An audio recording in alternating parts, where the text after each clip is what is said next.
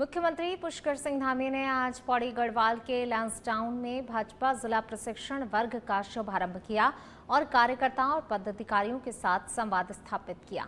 इस दौरान उन्होंने कहा कि भारतीय जनता पार्टी केवल एक राजनीतिक दल नहीं है, बल्कि राष्ट्र सेवा, अंत्योदय और विकास के संकल्प के साथ कार्य करने वाला एक सशक्त संगठन है। वहीं मुख्यमंत्री पुष्कर सिंह धामी ने कार्यकर्ताओं से संगठन की विचारधारा को जन जन तक पहुंचाने का आह्वान किया है। कार्यक्रम में राज्यसभा सांसद एवं प्रदेश अध्यक्ष महेंद्र भट्ट, विधायक महंत दिलीप यादव, रेणु बिष्ट सहित पार्टी के कई वरिष्ठ पदाधिकारी उपस्थित रहे। होता ऑपरेशन सिंदूर हुआ तो कांग्रेस पार्टी, राहुल गांधी वो क्या कहते हैं कि उस पर भी कुतर्क करने लगते हैं, सेना पर सवाल उठाने लगते हैं। कल ये जो इंडी गठबंधन के वहाँ के विपक्ष के नेता हैं उदयनिधि स्टालिन, उन्होंने कल फिर दोबारा बयान दिया कि सनातन धर्म को समाप्त कर देना चाहिए। अरे सनातन था, सनातन है और सनातन हमेशा रहने वाला है। तो कभी कहते हैं सनातन ये मलेरिया है, कभी कहते हैं वायरल है, कभी कहते हैं डेंगू है। जनता ने उनको किनारे का रास्ता दिखा दिया। लेकिन कांग्रेस के लोग, उनके गठबंधन के लोग इस प्रकार की बातें करते हैं, इस प्रकार से कोसने का काम करते हैं, निम्न से निम्न टिप्पणी करते हैं, चाहे सेना की बात हो, चाहे सनातन की बात हो। ये लोग कभी भी कोई भी स्पष्टीकरण देना तो दूर, कोई वक्तव्य भी नहीं देते हैं, यानी कि मौन स्वीकृति देते हैं। उत्तराखंड में मुख्यमंत्री पुष्कर सिंह धामी की अध्यक्षता में हुई कैबिनेट बैठक में ऊर्जा और ईंधन बचत को लेकर कई अहम फैसले लिए गए। बैठक में वैश्विक स्तर पर कोविड के बाद की स्थिति, रूस यूक्रेन संघर्ष और पश्चिम एशिया संकट के कारण बढ़ती ईंधन लागत और आपूर्ति दबाव पर चर्चा हुई। इसी के तहत राज्य में work from home, video conferencing को बढ़ावा और सप्ताह में एक दिन नो व्हीकल डे लागू करने जैसे कदमों पर सहमति बनी। सरकारी फ्लीट में वाहनों की संख्या घटाने, एक अधिकारी एक वाहन नीति, एसी उपयोग सीमित करने और इलेक्ट्रिक वाहनों को बढ़ावा देने के निर्देश दिए गए। इसके साथ ही ईवी पॉलिसी, चार्जिंग नेटवर्क विस्तार, सरकारी विदेशी युवाओं यात्राओं में कटौती और घरेलू पर्यटन को बढ़ावा देने पर भी निर्णय लिया गया है। तो वहीं इस बैठक में प्राकृतिक खेती, कम तेल के उपयोग, स्वच्छ ऊर्जा, सोलर और पीएनजी परियोजनाओं को मिशन मोड में आगे बढ़ाने पर भी जोर दिया गया।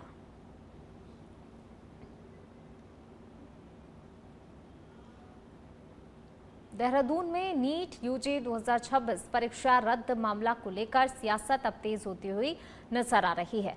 परीक्षा रद्द होने पर विपक्ष ने राज्य सरकार पर जमकर निशाना साधा, शिक्षा व्यवस्था संभालने में विफल रहने का आरोप लगाया। तो वहीं भाजपा के प्रदेश प्रवक्ता कुंवर जफेंद्र सिंह ने प्रतिक्रिया दी। प्रतिक्रिया देते हुए कहा कि परीक्षा रद्द होने का मतलब ये नहीं है कि परीक्षा दोबारा नहीं होगी और इसके पीछे कुछ तकनीकी या प्रशासनिक कारण रहे होंगे। उन्होंने विपक्ष पर पलटवार करते हुए आरोप लगाया कि वह ऐसे मामलों को राजनीतिक रंग देकर सरकार की छवि खराब करने की कोशिश करते हैं, जबकि सरकार पर समय पर कार्रवाई कर छात्रों के हितों की रक्षा करती है। प्रवक्ता ने कहा कि परीक्षा की नई तारीख जल्द ही घोषित की जाएगी और सरकार पूरी तरह से जिम्मेदारी के साथ काम कर रही है। नीट की परीक्षा रद्द हुई है, ये ठीक है, हम उस चीज़ से इनकार नहीं कर रहे, लेकिन उसके पीछे कुछ कारण रहे होंगे और रद्द होने का मतलब ये नहीं है कि वो परीक्षा दोबारा नहीं होगी। विपक्ष कहीं ना कहीं इस तरह की साजिशें और इस तरह के प्रकरणों में इन्वॉल्व रहने का प्रयास करता है कि जिससे सरकार की साख के ऊपर सवाल उठाए जाए। लेकिन सरकार समय रहते एक्शन लेती है और साजिशों को अंजाम देने से पहले ही उन साजिशों का पर्दाफाश के साथ साथ ही बच्चों के भविष्य से खिलवाड़ होने से बचाती है। तो ये सरकार की नैतिक जिम्मेवारी है। सरकार अपनी जिम्मेवारियों को समझती है और बहुत जल्द उसकी परीक्षा की अगली तारीख घोषित होगी और हमें उम्मीद है कि परीक्षार्थियों के साथ, युवाओं के साथ जिस तरह से विपक्ष खिलवाड़ करने का प्रयास करता है, उनके साथ राजनीति का प्रयास करता है, तो वो पहले भी विफल हुई है और भविष्य में। चंपावत जिले के पाटी विकासखंड के मला कमले गांव में सोमवार रात एक दिल दहला देने वाली घटना सामने आई है। 40 वर्षीय भावना देवी का शव मंगलवार सुबह पड़ोसी महिला के मकान की रेलिंग से फांसी पर लटका मिला। मृतका अपने पति पर दूसरी महिला से संबंध होने का शक करती थी और इसी कारण लंबे समय से दोनों के बीच विवाद भी चल रहा था।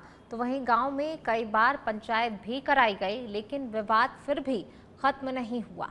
घटना के बाद इलाके में सनसनी फैल गई और मौके पर लोगों की भारी भीड़ जमा हो गई।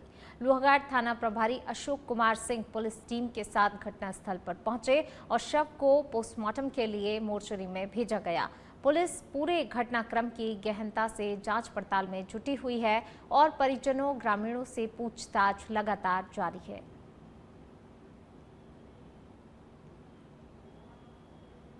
देहरादून से मिली जानकारी के अनुसार भारतीय जनता पार्टी समय समय पर कार्यकर्ताओं और विधायकों के कामकाज का आकलन करती रहती है। भाजपा प्रदेश प्रवक्ता नवीन ठाकुर ने बताया कि पार्टी में कार्यकर्ताओं और नेताओं का नियमित सर्वेक्षण और मूल्यांकन होता है। इसी तरह से सभी विधायकों के कार्यों की निगरानी की जाती है और यदि किसी भी विधानसभा क्षेत्र में विधायक के कामकाज में कोई कमी पाई जाती है तो संगठन लगातार उनकी परफॉर्मेंस की समीक्षा करता है। तो वहीं ठाकुर ने कहा कि संगठन ऐसे विधायकों का प्रशिक्षण कराता है और उन्हें दिशा निर्देश भी देता है ताकि जनता से किए गए वादों को पूरा किया जा सके। उनका कहना था कि सरकार के साथ साथ संगठन भी विधायकों पर लगातार दबाव बनाए रखता है ताकि जनता के काम प्राथमिकता के आधार पर पूरे हो सके।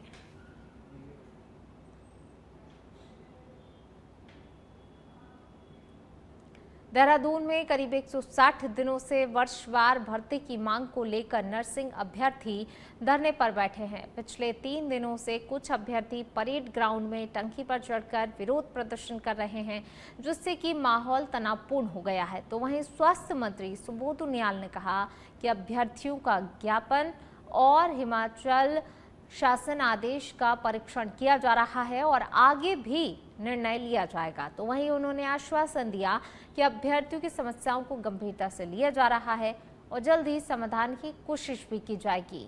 नर्सिंग एकता मंच के नेताओं ने कहा है कि धरना तब तक जारी रहेगा जब तक उनकी मांगे पूरी नहीं होती हैं।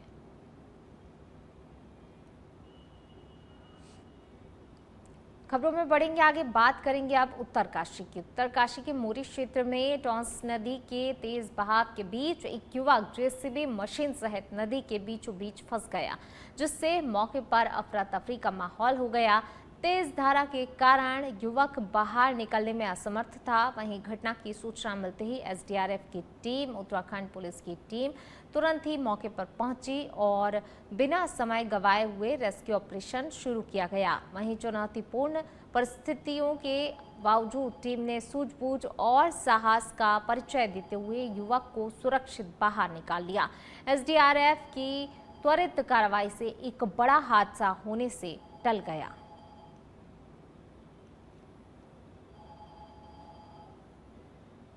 जसपुर नगरपालिका पर एक बार फिर से कई सवाल खड़े हो गए हैं। जनपद ऊधम सिंह नगर की इस नगरपालिका की नई बिल्डिंग में लगभग तैयार हो चुकी है, लेकिन अभी तक कर्मचारी पुरानी जर्जर बिल्डिंग में ही कार्य करने को मजबूर है। नई बिल्डिंग बनकर तैयार हुए लगभग 1 साल बीत चुका है, फिर भी वहां पर शिफ्टिंग नहीं की गई है। इस पर नगरपालिका के अधिशासी अधिकारी उदयवीर सिंह ने बताया कि नई बिल्डिंग में शिफ्टिंग का काम फर्नीचर और अंतिम तैयारियों के कारण कुछ दिनों में पूरा होगा।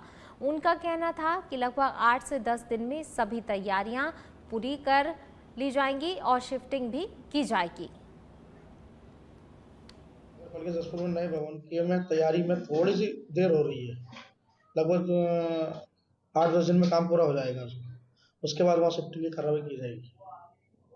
थोड़ा सा कार्य रह गया है उसमें, खाली फर्नीचर वगैरह का, वो पूर्ण हो जाएगा तो उसके बाद शिफ्ट हो जाएगी। फिर जाम से भी निजात मिल जाएगी यहाँ से। चलिए बढ़ते आगे बात अगली खबर की। देहरादून में 158 दिनों से अपनी वर्षवार भर्ती की मांग को लेकर नर्सिंग अभ्यर्थी परेड मैदान में धरने पर बैठे हुए हैं। देर शाम माहौल तनावपूर्ण हो गया जब महिला कांग्रेस की प्रदेश अध्यक्ष ज्योति रौतेला ने समर्थन स्वरूप पानी की टंकी पर चढ़कर खुद पर पेट्रोल डाल लिया। इसके बाद एसपी सिटी और सिटी मजिस्ट्रेट मौके पर पहुंचे और अभ्यर्थियों और रौतेला को ऐसा ना करने की अपील की है। तो वहीं देर शाम डीजी हेल्थ भी धरने पर पहुंची और नर्सिंग अभ्यर्थियों की समस्याएं सुनी। नर्सिंग एकता मंच ने प्रदेश अध्यक्ष नवल पुंडी ने बताया कि डीजी हेल्थ ने उनकी मांग को जायज माना है और स्वास्थ्य मंत्री को प्रस्ताव भेजने का भी आश्वासन उनकी तरफ से दिया गया है।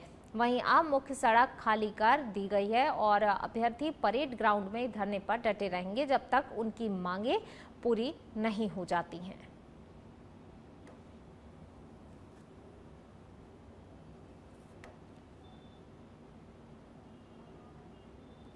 चंपावत जिले के ढकना बडोला क्षेत्र में निर्माणाधीन सड़क अब अंतिम चरण में पहुंच चुकी है। करीब 41.25 लाख रुपए की लागत से तैयार हो रही 700 मीटर लंबी सड़क का निर्माण कार्य तेजी से लगातार चल रहा है और विभाग ने अगले 3 दिनों के भीतर इसे पूर्ण करने का लक्ष्य भी तय कर दिया है। वहीं कनिष्ठ अभियंता पंकज टमटा ने बताया कि सड़क निर्माण के तहत G2 और G3 बस लेयर का कार्य और प्राइम कोट पूरा हो चुका है। वर्तमान में सड़क को मजबूत और टिकाऊ बनाने के लिए टैक कोट, बिटुमेन, सरफेस कोट और सील कोट का काम युद्ध स्तर पर जारी है। सड़क की सफाई और अंतिम तकनीकी प्रक्रियाएं भी पूरी गुणवत्ता के साथ पूरी की जा रही हैं। तो वहीं सड़क निर्माण पूरा होने के बाद ढकना बडोला क्षेत्र के ग्रामीणों को आवागमन में बड़ी राहत मिलेगी। खासकर बारिश के मौसम में लोगों को एक सुरक्षित और बेहतर सड़क सुविधा उपलब्ध होगी। देहरादून में नीट 2026 परीक्षा विवाद और पेपर लीक आरोप को लेकर छात्रों में भारी नाराजगी और तनाव देखा जा रहा है। परीक्षा संपन्न होने के बाद राजस्थान और उत्तराखंड से पेपर लीक से जुड़ी हुई खबरें सामने आने और 11-12 मई 2026 को परीक्षा रद्द किए जाने की घोषणा के बाद शहर के कोचिंग सेंटर्स और लाइब्रेरी में तैयारी कर रहे छात्रों में असमंजस की स्थिति अब बन गई है। देहरादून को एजुकेशन हब के रूप में जाना जाता है, जहां दूर दराज से आए छात्र महंगे कोचिंग संस्थानों किराए पर रहकर अपनी तैयारी कर रहे होते हैं। छात्रों का कहना है कि पूरे सिलेबस और तनावपूर्ण तैयारी को दोबारा उसी स्तर पर दोहराना मानसिक और आर्थिक दोनों तरह से भारी बोझ डालता है। उत्तरकाशी के बड़कोट से कोचिंग ले रहे अनुज राणा सहित कई छात्रों ने कहा कि ये स्थिति उनके सपनों और आत्मविश्वास को प्रभावित कर रही है। बड़कोट से मतलब बहुत दूर पड़ता है यहाँ से और बहुत स्ट्रगल से यहाँ आए हैं और मतलब मम्मी पापा हम मिडिल क्लास फैमिली के लोग हैं और हम बड़ी मुश्किल से मतलब यहाँ कोचिंग की फीस दे रहे हैं और जैसे आपको पता है कि नीट का पेपर लीक हो गया और बच्चे दिन रात मेहनत करके हम लगभग मतलब एक दिन में 4-5 घंटे मतलब यहाँ कोचिंग में और 2-4 घंटे घर पे रिवाइज करते थे और हर बच्चा बहुत मेहनत कर रहा है। और मेरे हिसाब से तो इसमें एनटीए की गलती है। वो पहले इतने ट्यूट करता है कि बच्चों को चैलेंज करता है कि हमारी सिक्योरिटी इतनी ज़्यादा है, हम 10 स्टेप अहेड हैं बच्चों से, और फिर हर बार पेपर लीक होते हैं और फिर कई बार फेयर डिसीजन भी नहीं लेते। अब जिन बच्चों ने बहुत मेहनत करी है, जिनके 700 प्लस आ रहे हैं, उनके लिए बहुत गलत चीज़ है। तो मेरे हिसाब से तो स्ट्रिक्ट एक्शन लेने चाहिए एनटीए के। प्रिपरेशन तो बहुत अच्छी की थी हमने, अब 8-10 घंटे पढ़े और पढ़ने के बाद अगर लास्ट में हमें ये मिलता है कि मतलब पेपर लीक हुआ है, मतलब एक हार्ट ब्रेकिंग है हमारे लिए। क्योंकि अगर हम एनटीए में भरोसा कर रहे हैं कि एनटीए जैसे बाई चांस कोई ऐसी एजेंसी पेपर बना रही है, यूपीएससी कंडक्ट कर रही है पेपर, आईआईटी कर रही है, इनके पेपर हमने आज तक नहीं सुने कि लीक हुए हैं। बट नीट का पेपर हमने कई बार सुनने में आ रहा है कि नीट का पेपर लीक हुआ है, ये सो। हल्द्वानी में नशे के खिलाफ चलाए जा रहे अभियान के तहत एसओजी और काठगोदाम पुलिस को बड़ी सफलता मिली है। संयुक्त कार्रवाई के दौरान पुलिस ने 2 किलो चरस के साथ एक तस्कर को गिरफ्तार किया है। एसपी सिटी मनोज कत्याल ने प्रेस कॉन्फ्रेंस में बताया कि गिरफ्तार आरोपी की पहचान इंद्रजीत सिंह निवासी आवास विकास हल्द्वानी के रूप में हुई है। आरोपी आम और लीची के बागों में काम करने की आड़ में नशे की तस्करी करता था। फिलहाल पुलिस ने आरोपी के कब्जे से बरामद 2 किलो चरस की अंतर्राष्ट्रीय बाजार में कीमत करीब 4 लाख रुपए बताई जा रही है। वहीं आरोपी के खिलाफ एनडीपीएस एक्ट के तहत मामला दर्ज कर लिया गया है और मामले में आगे की कार्रवाई की जा रही है। पुलिस अब ये पता लगाने में जुटी है कि आरोपी चरस कहां से लाता था और किन लोगों तक इसकी सप्लाई करता था। एसपी सिटी ने कहा कि जिले में नशे के कारोबार के खिलाफ अभियान लगातार जारी रहेगा और इसमें शामिल किसी भी व्यक्ति को बख्शा नहीं जाएगा। और थाना काठगोदाम की पुलिस के द्वारा एक बड़ी चरस की खेप पकड़ी गई है, जिसकी क्वांटिटी जो है 2 किलो और 14 ग्राम के करीब है। इसमें एक शातिर अभियुक्त को हमने गिरफ्तार किया है, जो कि दम्बाडुंगा क्षेत्र का ही रहने वाला है और इस पर पूर्व में भी वर्ष 2010 में एक अभियोग पंजीकृत है, जिसमें इसे सजा भी हो चुकी है। और इसी क्रम में जब पूछताछ की गई तो उसमें कुछ बैकवर्ड और फॉरवर्ड लिंकेजेस हमें मिले हैं, जिसको हम लोग डेवलप कर रहे हैं। इसमें सुसंगत धाराओं में अभियोग पंजीकृत कर दिया गया है और इसकी इन्वेस्टिगेशन की जा रही है। और इस खेप के पकड़े जाने से निश्चित रूप से जो नशे की प्रवृत्ति है उसमें कमी आएगी क्षेत्र में, और ये मुहिम हमारी लगातार जारी रहेगी। पकड़ा गया क्या काम करता था? बेसिकली ये आम और लीची के बागों में मेंटेनेंस के काम का दिखावा करता था और उसी की आड़ में ये चरस का कारोबार। विकासनगर से बड़ी लापरवाही की तस्वीर सामने आई है, जब एक स्कॉर्पियो गाड़ी बिना हैंड ब्रेक लगाए पार्किंग में खड़ी होने के बाद अचानक से ढलान पर अपने आप चलकर शक्ति नहर में जा गिरी। मामला मटक माजरी स्थित एक रिजॉर्ट का है, जहां चालक गाड़ी छोड़कर नीचे उतर गया था। गनीमत रही गाड़ी के अंदर कोई भी सवार नहीं था, अन्यथा बड़ा हादसा हो सकता था। घटना की सूचना मिलते ही एसडीआरएफ की टीम तुरंत ही मौके पर पहुंची और रेस्क्यू ऑपरेशन शुरू किया गया। घटना का वीडियो भी सामने आया है, जिसमें स्कॉर्पियो धीरे धीरे नहर की ओर बढ़ते हुए पानी में गिरती दिखाई दे रही है। फिलहाल वाहन को बाहर निकालने का काम भी लगातार जारी है, जबकि इस घटना ने पार्किंग के दौरान बरती जाने वाली लापरवाही पर कई सवाल खड़े कर दिए हैं।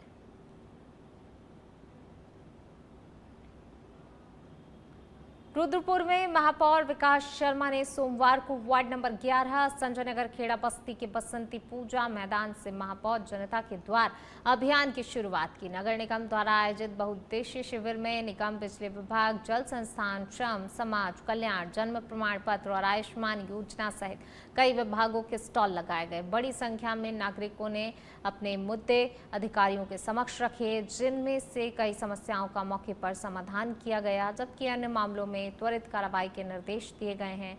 बिजली बिल अधिक आने की शिकायत पर महापौर ने विद्युत विभाग को जांच के आदेश दिए हैं। महापौर ने बताया, अब हर सोमवार को अलग अलग वार्डों में ऐसे शिविर आयोजित किए जाएंगे ताकि जनता को कार्यालयों के चक्कर ना लगाने पड़े और योजनाओं का लाभ सीधे मिल सके। बहुत सारे ऐसे काम किए हैं जो आज तक उत्तराखंड के नगर निगमों में नहीं हुए हैं। ऐसे हमारे मुख्यमंत्री जी ने बहुत सारे ऐसे काम किए हैं जो आज तक उत्तराखंड सरकार में नहीं हुए हैं। तो हम उन्हीं से प्रेरणा लेके ये सब काम कर रहे हैं और ये आगे भी कंटिन्यू चलेगा। हमारा प्रयास है कि हर हफ्ते में ये जनता दरबार ऐसे ही हर वार्ड में लगेगा और वहाँ की समस्याओं को सुनेंगे और उनका समाधान। ऊधम सिंह नगर के किच्छा से खबर है, जहां ऊधम सिंह नगर पुलिस ने किच्छा क्षेत्र में बंद मकान में हुई लाखों की चोरी का पर्दा फाश करते हुए अंतर जनपदीय चोर गिरोह के 3 सदस्यों को गिरफ्तार किया है। एसएसपी अजय गणपति के निर्देशन में गठित पुलिस टीम ने करीब 500 सीसीटीवी कैमरों की जांच और तकनीकी साक्ष्यों के आधार पर आरोपियों तक पहुंच बनाई। पुलिस ने आरोपियों के कब्जे से 389 ग्राम सोने के आभूषण, 3 किलो 417 ग्राम चांदी, 3 लाख से अधिक नकद, घटना में प्रयुक्त मोटरसाइकिल और उपकरण और अन्य सामान को बरामद किया है। मुख्य आरोपी दीपक गुप्ता उर्फ जगदीश गुप्ता का लंबा आपराधिक इतिहास भी रहा है, जिसके खिलाफ कई जिलों में चोरी, गैंगस्टर एक्ट और आर्म्स एक्ट के कई मुकदमे दर्ज हैं। दिनांक 19 अप्रैल को पुलिस के पास एक सूचना प्राप्त हुई थी, जिसमें इच्छा स्थित बंद घर को निशाना बनाते हुए चोरों द्वारा जो सीसीटीवी फुटेज में सामने आया था वो 2 चोरों द्वारा घर को निशाना बनाते हुए घर में जो भी जेवर, सोने के जेवर और चांदी और कैश जो रखी हुई थी उसको चोरी कर लिया गया था। इसके बाद तुरंत घटना का संज्ञान लेते हुए हमारे एसपी क्राइम और एसपी रुद्रपुर द्वारा घटना स्थल का निरीक्षण किया गया था और टीमों का गठन किया गया था। सीओ भूपेंद्र धोनी के निर्देशन में 4 टीमों का गठन कर इसमें कार्रवाई चल रही थी। मेरे द्वारा स्वयं भी इस घटनास्थल का निरीक्षण कर आवश्यक दिशा निर्देश दिए गए थे। हमने करीब 500 से ऊपर सीसीटीवी कैमरास का एनालिसिस करके और टेक्निकल सर्वेलेंस के माध्यम से जीरो डाउन किया था। इसमें 3 शातिर चोर जो पहले भी चंपावत से खबर, जहां भंडार बोरा जिला पंचायत सीट का चुनावी मामला अब उच्च न्यायालय तक पहुंचने जा रहा है। जिला न्यायालय ने भाजपा समर्थित विजयी प्रत्याशी शैलेश जोशी का निर्वाचन निरस्त कर दिया है, जिसके बाद राजनीति अब गर्मा गई है। शैलेश जोशी ने स्पष्ट किया कि वे इस फैसले को हाईकोर्ट में चुनौती देंगे और उनका दावा है कि जनादेश उनके पक्ष में था। त्रिस्तरीय पंचायत चुनाव 2025 में मतगणना में शैलेश जोशी ने कमल सिंह रावत को हराया था। परिशिष्ट 7 और परिशिष्ट 8 के दोनों मतगणना अभिलेखों में शैलेश जोशी विजेता साबित हुए। बावजूद इसके न्यायालय ने मतगणना प्रक्रिया में कथित लिपिकीय त्रुटियों के आधार पर निर्वाचन को निरस्त कर दिया। शैलेश जोशी ने कहा कि न्यायालय ने किसी अन्य प्रत्याशी को विजयी घोषित नहीं किया और आधिकारिक रिकॉर्ड स्पष्ट रूप से दर्शाते हैं कि जनता का जनादेश उनके पक्ष में था। निर्वाचन अधिकारी है, उसने कमल रावत के जो है कि 30 वोटों को इनवैलिड दिखा करके वहां पर 36 वोट को इनवैलिड कर दिया। ऐसी घटनाएं लगभग 5-6 जगह हुई, जिससे कि कमल रावत के करीब 250-300 वोट जो है कम इन्होंने कर दिए। परंतु उसके बाद भी ये नहीं जीत रहे थे, तो इन्होंने जो है कि 146 वोट फर्जिया डाल रखी। टोटल जो वोट है उससे 146 वोट फर्जिया डाल रखी हैं और उस पर भी कमल रावत को इन्होंने 25 वोटों से हरा रखा।